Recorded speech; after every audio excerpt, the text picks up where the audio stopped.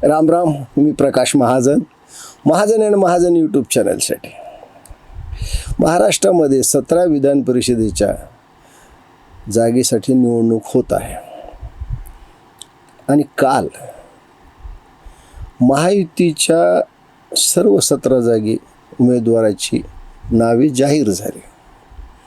त्यात 11 भारतीय जनता पक्ष लढवत आहे, 4 शिवसेना लढवते, 2 राष्ट्रवादी लढवत आहे. गेली 2-4 दिवस झाले राष्ट्रवादीमध्ये जो संघर्ष चालू आहे, खरं म्हणजे हे घरातलं भांडण बाहेर कसं आलं तर ज्यांच्यात भांडण झालं त्यापैकी कुणीतरी एकाने ही बातमी बाहेर आणली आणि ती बातमी अशी होती की पक्ष चालवण्यासाठी म्हणून जो पैसा लागतो तो पैसा संबंधित खाती ज्यांच्याकडे आहेत ते मंत्री देत नाहीत. सर्व पक्षामध्ये हे साधारण चालू असतं की विश्वासातल्या समजदार मंत्र्याला मलईदार खाती देण्यात येतात. मग त्या मंत्र्याकडून पक्ष चालवण्यासाठी, संघटना चालवण्यासाठी, आंदोलनं करण्यासाठी जो आर्थिक निधी लागतो तो त्यांनी उपलब्ध करून द्यायचा. मग त्याच्यात किती गोळा होतो, किती पक्षापर्यंत तो हा सगळा चर्चेचा विषय आहे. पण असं रस्त्यावर हे कधी भांडण आलं नाही आजपर्यंत. हे कधी कुणाला रस्त्यावर येण्याचं काही कारणच नव्हतं. पण राष्ट्रवादीमध्ये नागरी अन्न आणि पुरवठा मंत्री छगन भुजबळ यांच्या खात्यात एक 4,500 कोटीचं टेंडरहून हा वाद झाला. म्हणजे नागरी अन्न आणि पुरवठा मंत्र्याकडे एवढं मोठं टेंडर असू शकतं हे आजच कळालं. यापूर्वी त्या खात्यात एक मंत्री होते, त्यांनी काय मजा केली असेल देवाला माहिती. आणि मग पार्थ पवारने ज्या पद्धतीनं ते सगळं हाताळलं, ती सगळ्या बातम्या बाहेर आल्या. मग सारव सुरू झाली. या पार्श्वभूमीवर राष्ट्रवादीच्या वाट्याला ज्या 2 जागा आल्या तर ते पुण्याची आणि दुसरी रायगड, रत्नागिरी, सिंधुदुर्गची. या सगळ्या गोंधळामध्ये प्रदेशाध्यक्ष सुनील तटकरेंनं आपला डाव साधला. गर्दीत त्यांच्या हाताला त्यांच्या मुलाची जागा लागली, त्यांनी ती जागा घेऊन गेले आणि दुसऱ्या जागेसाठी मात्र घमासान झालं. आणि स्वाभाविकपणे संजय काकडे यांचे सुपुत्र विक्रम काकडेला ती जागा देण्यात आली. त्यात बरेच अजितदादा राष्ट्रवादीचे लोक नाराज झाले. पण या संजय काकडेविषयी अजित पवार काय म्हटलेत हे एकदा तुम्ही ऐका. जे काही राष्ट्रवादी काँग्रेसचे क्रियाशील सभासद होते, आपला काहीतरी गैरसमज झालेला आहे. ज्यावेळेस ज्यांचं सरकार असतं त्यावेळेस अशी लोक ज्यांना स्वतःचं काम करायचे असतात ते दाखवत असतात. तुम्ही पुण्यामध्ये किती नावं अशी दाखवू की ते ज्यांचं सरकार असतं त्यांच्या बाहेर उभे असतात किंवा तिथं जाऊन त्यांची कामं करून घेण्याचा प्रयत्न करत असतात. त्याला आपण मराठीमध्ये धंदेवाईक माणसं म्हणतो, त्यातला प्रकार आहे. पण माझ्या जवळचे वगैरे काही नव्हतं. ज्यावेळेस ते अपक्ष निवडून आले त्यावेळेस केंद्रामध्ये काँग्रेसचं सरकार होतं. पृथ्वीराज चव्हाण साहेबांना इथं आणलं बालेवाडीचं, तिथं भला मोठा कार्यक्रम केला. बालेवाडीनं मी पृथ्वीराज चव्हाण साहेबांना म्हटलं, साहेब आपण माहिती घेतली का सगळी व्यवस्थित, काय गुन्हाकरता चाललाय काय? ते म्हटल्यावर एक खासदार मला मिळतोय, खासदार. म्हटलं खासदार मिळतोय पण तो कसा मिळतोय, काय मिळतोय ते जरा तपासा. पण ते गेले, झाला कार्यक्रम. ज्यावेळेस मनमोहन सिंगांचं सरकार गेलं आणि मोदी साहेबांचं सरकार आलं की त्यावेळेस हे त्यांचे झाले सहयोगी. पेपरला पहिल्या पानावर. आणि मी आज सांगतो, मोदी साहेब काही कायमचं वर्षानुवर्ष पंतप्रधान राहणार नाही.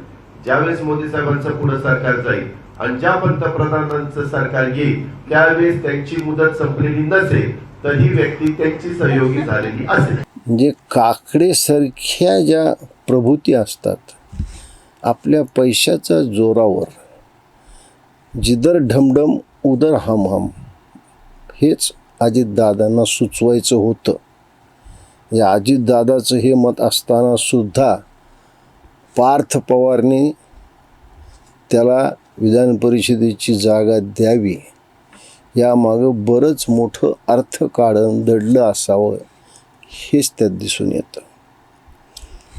आता प्रश्न शिवसेनेचा. शिवसेनेमध्ये स्वाभाविक फाटक यांना ठाण्याची जागा मिळाली.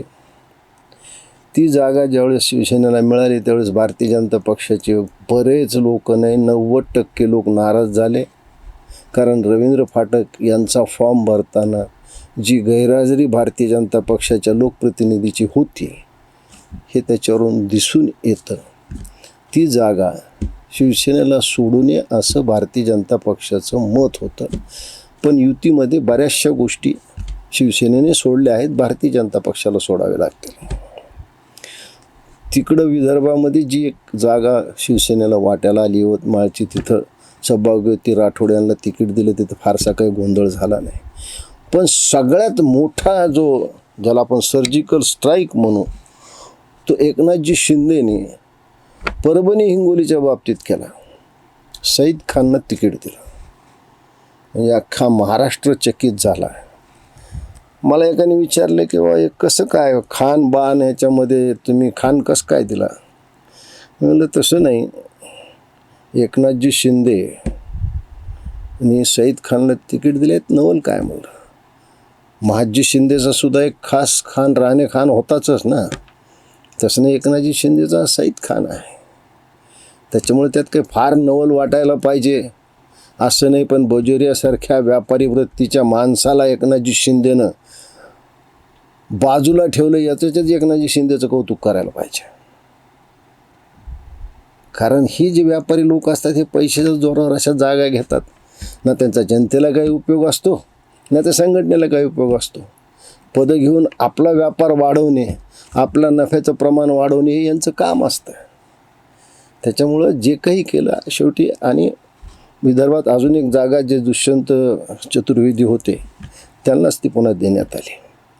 पण सगळ्यात जास्ती नवल मला जे वाटलं ते भारतीय जनता पक्षाच्या 11 जणांमध्ये किमान 5 जण असे आहेत की ज्यांचा याच्या अगोदर भारतीय जनता पक्षाशी दुरूनसुद्धा संबंध नव्हता. मला एक सहज इतिहासातले उदाहरण आठवलं असं मी थोडा इतिहासाचा वाचक आहे.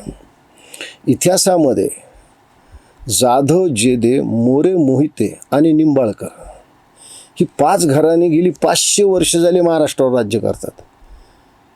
म्हणजे आदिलशाही, कुतुबशाही, निजामशाही, मोगल कुणी असू द्या, ते आत्ता मग काँग्रेस असू द्या, भारतीय जनता पक्ष असू द्या, शिवसेना असू द्या, राष्ट्रवादी असू द्या, शेका पक्ष असू द्या, यांचे सोयरेधारे जिकडे तिकडे बसलेले आहेत. आता भारतीय जनता पक्षाने अजून तो घरात येऊन स्थिरावला सुद्धा नाही, म्हणजे उंबऱ्यावरच उभा आहे.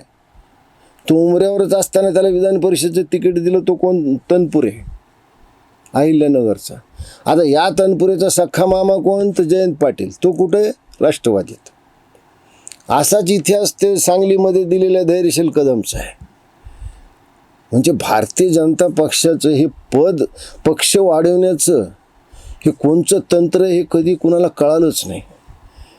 म्हणजे हे लोक येतानाच तिकीट देणार असला तरच आम्ही प्रवेश करू. आता तिकडं विदर्भामध्ये लखानीला दिलं. खरं म्हणजे लखानी परिवाराचा संघाशी जुना संबंध आहे आणि लखानी परिवाराचं एक वैशिष्ट्य असं आहे की एकाच वेळेस ते 2 सत्ता केंद्राशी मिळवून आहेत. म्हणजे मुख्यमंत्री देवेंद्र फडणवीसशी त्यांचे चांगले संबंध आहेत आणि केंद्रीय मंत्री नितीन गडकरीशी चांगले संबंध आहेत. आणि पुन्हा त्याच्यातून ते आता पवाराची व्याही आहेत. ही अशी तिकीटं वाटण्यात आली. त्या सोलापूरमध्ये परिचारकांनी 2 वेळा त्या समाधान आवतडेसाठी त्याग केला, त्यांना टाळून दिलं. म्हणजे आणि हे कोण करण्यामागे? हे सगळे भारतीय जनता पक्षात नव्याने आलेले लोक आहेत. हे किती पक्ष वाढवतील, काय वाढवतील हा काळच ठरवेल. का माहीत नाही. उद्या भारतीय जनता पक्षाचे दिवस ठरल्यावर हे किती दिवस इथं थांबतील. पण भारतीय जनता पक्षाची यादी पाहिल्यावर असं लक्षात येतं की यातले अर्धे सुद्धा बाहेरून आलेले आहेत. खरं म्हणजे ज्याच्यात हा प्रश्न आहे. मला वाईट एका गोष्टीचं वाटलं. काल एका मला मित्राने एक व्यंगचित्र पाठवलं. खरं म्हणजे ते दाखवण्याचा मला मोह खूप होतो, पण मी एवढ्यासाठी दाखवणार नाही की ज्या दोघांना त्या व्यंगचित्रामध्ये दाखवलं आहे ते दोन्ही माझे अत्यंत जवळचे मित्र आहेत, महादेव गडकरी आणि केशव उपाध्याय. अक्षरशः त्यांच्या बिचाराच्या डोक्यावर 17 दिलेल्या आहेत. आयुष्य गेले या लोकांचं. अत्यंत प्रतिकूल परिस्थितीत पक्षाची बाजू खंबीरपणे मांडणारे. आज पक्षाला चांगले दिवस आले तर हे कुठं आहेत हा एक संशोधनाचा विषय असतो. चला ठीक आहे म्हणून मी म्हणलं ना की राजकारण कसं असतं की ज्याला वर्षानुवर्ष मेहनत करून काही मिळत नाही, पण बाहेरून ज्यावेळेस एखादा येतो त्याचं एवढं कौतुक असतं कोण्यातरी नेत्याला, कोण्यातरी नेत्याची तो मर्जी सांभाळतो, कोण्यातरी नेत्याचं त्याच्यावर मन बसतं आणि मग त्याला लगेच तिकीटं मिळतं. असे काही शार्प शूटर जे भारतीय जनता पक्षात आहेत ते बाहेरून आलेले आहेत. अर्थात तो त्यांचा अंतर्गत पक्ष आहे. मला जी वाटली ती मी भूमिका मांडली. आता खरं म्हणजे भारतीय जनता पक्ष सत्तेवर आहे, त्याच्याविरुद्ध जाण्याची कोणी हिंमत करणार नाही. सहसा अशा निवडणुकीत हिंमत होत नसते. त्याच्यामुळं महायुतीला या सगळ्या निवडणुकीत भरघोस यश मिळेल किंवा 100% सुद्धा यश मिळू शकतं. पण अशा निवडणुकीमध्ये निष्ठावंताला जास्तीत जास्त प्राधान्य देणं अपेक्षित असतं आणि नेमकं तेच घडत नाही. एवढंच मला याच्यातून सांगायचं आहे. धन्यवाद.